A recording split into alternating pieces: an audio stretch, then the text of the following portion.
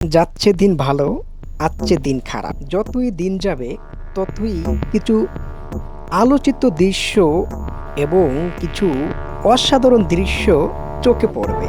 যেমন আজকে অসাধারণ একটি দৃশ্য আমার চোখে পড়লো এবং সেটি ক্যামেরা বন্দি করা হলো।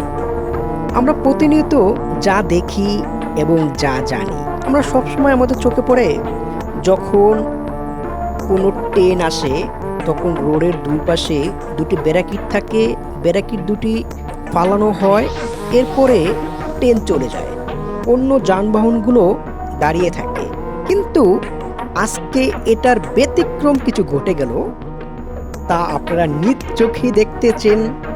একটি ট্রেন দাঁড়িয়ে আছে, ট্রেন রোড দিয়ে গাড়ি ঘোড়া চলাচল করতেছে।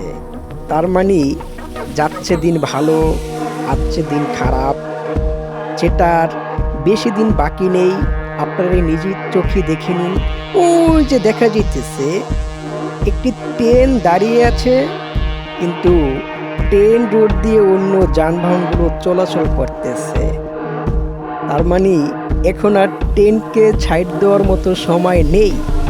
ট্রেন দাঁড়িয়ে থেকে অন্য অটোরিক্সা, অন্য অন্য যানবাহনগুলোকে আগে যেতে দিতে হবে, পরে ট্রেন যাবে।